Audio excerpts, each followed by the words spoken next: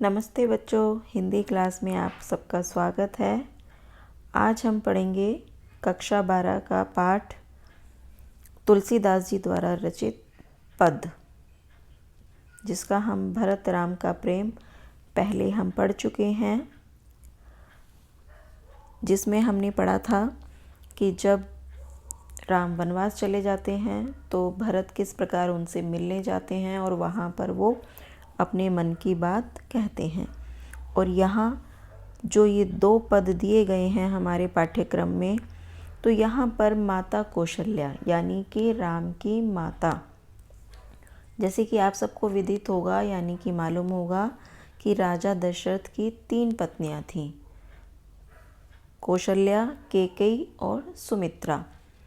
जो राम थे वो कौशल्या के पुत्र थे और जो भरत थे वो भरत और शत्रुघ्न वो कैकेयी के पुत्र थे और लक्ष्मण सुमित्रा के पुत्र थे। तो यहाँ पर जब राम वनवास चले जाते हैं तो उनकी माता कौशल्या किस प्रकार उनके विरह में दुखी होती है, उसी का अत्यंत सुंदर वर्णन किया है तुलसीदास जी ने। तो चलिए व्याख्या करते हैं पद की।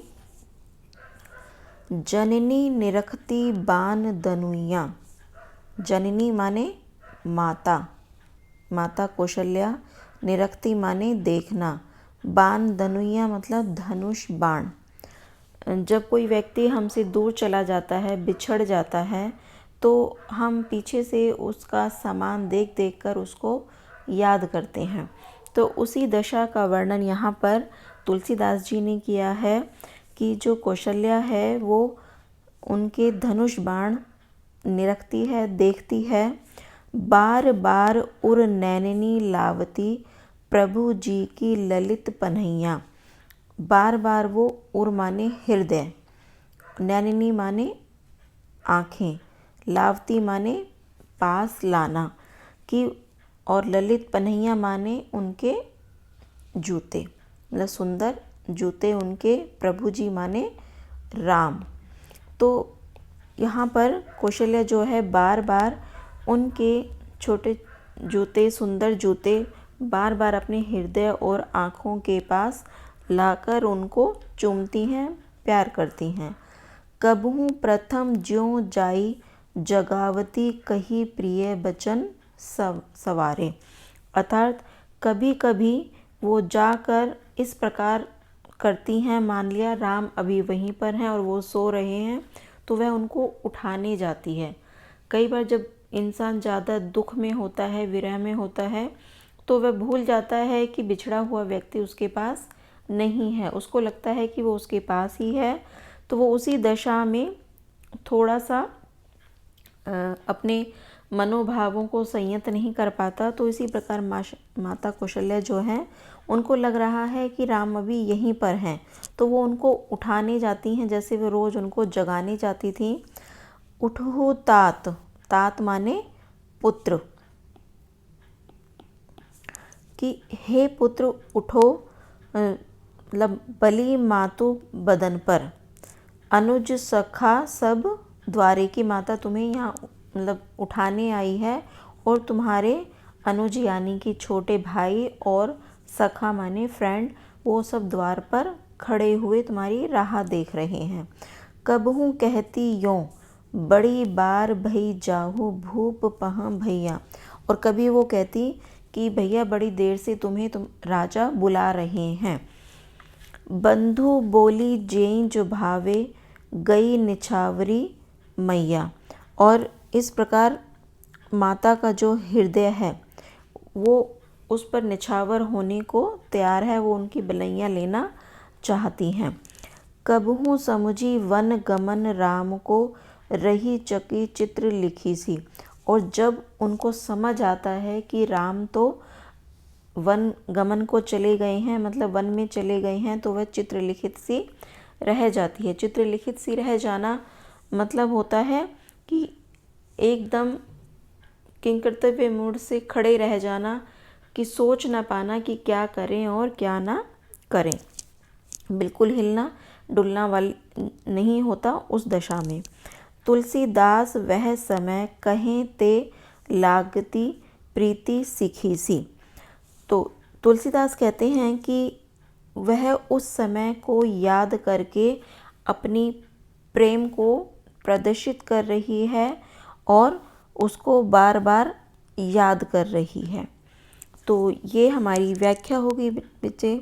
और अगर हम इसके काव्य सौंदर्य की बात करें तो यहाँ पर भाषा ब्रज है। पहले वाले पदों में भरत राम के प्रेम में अवधी भाषा थी, यहाँ पर ब्रज भाषा है।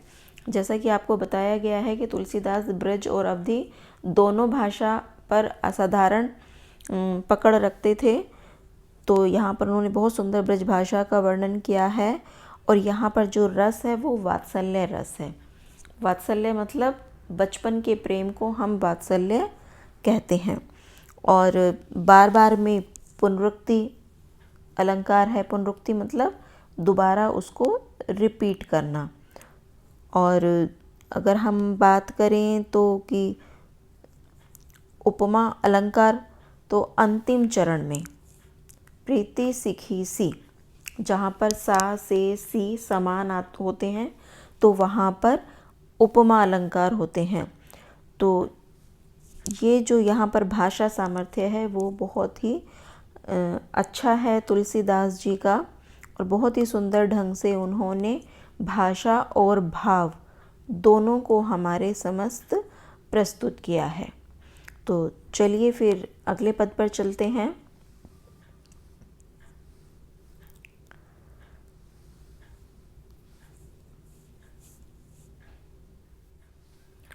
हाँ, तो चलिए अब दूसरा पद शुरू करते हैं। राघो एक बार फिरे आवो। राघो यहाँ पर राम के लिए प्रयोग किया गया है कि माता कौशल्या जो हैं, पहले उनके जो क्या कहते हैं वस्तुएं थीं, उनको देख देख कर वो अपना दुख प्रकट कर रही थीं। यहाँ पर एक और मनोदशा का वर्णन किया है तुलसीदास ने। वो कहती हैं कि राघो एक बार फिरी आवो, कि हे राम तुम एक बार वापस तो आओ।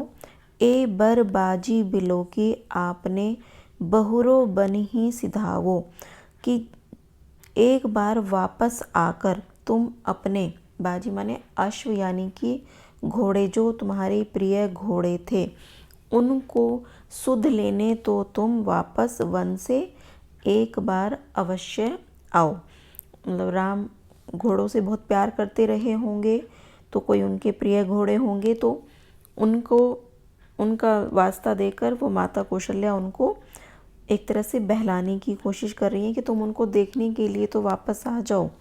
जे पे प्याई पोखी कर पंकज वार वार चुचकारे, कि जिनको तुम अपने कर पंकज यानी कि कमल हाथों से, कर पंकज, पंकज जैसे कमल नहीं, कर पंकज यानी कि उनके जो हाथ हैं वो कमल ही हैं।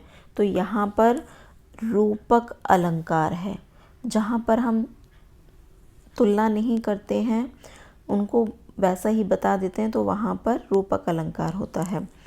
तो अपने मतलब कमल हाथों से जो तुम उनको बार बार पानी पिलाया करते थे, बार बार उनको चुचकारते थे यानी कि प्यार करते थे।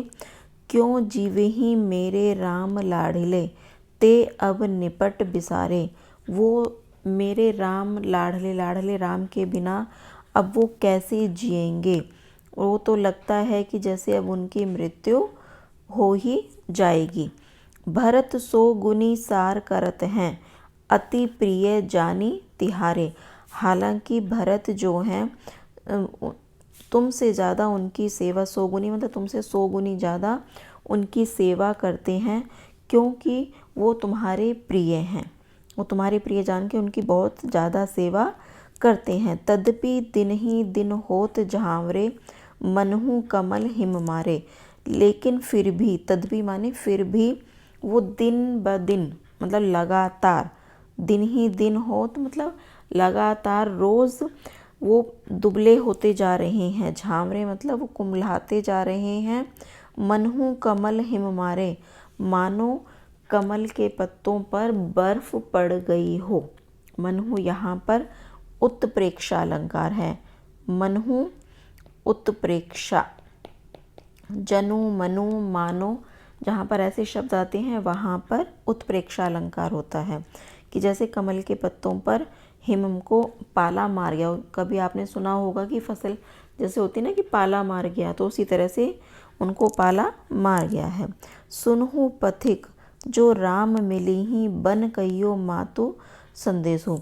और सुनहु पथिक मतलब रास्ता जाने वाला कोई भी व्यक्ति, उसको हम पथिक कहते हैं, जो रास्ते पे चल रहा होता है। तो यहाँ पे कौशल्या कहती हैं कि हे पथिक, अगर तुम्हें कहीं वन में राम मिलें तो तुम मेरा संदेशा उनसे कह देना, जो मैंने अभी सारी बातें तुम्हें बताई हैं। तुलसी मोही और सबहिन ते, इन्हों को बड़ो अंदेशो।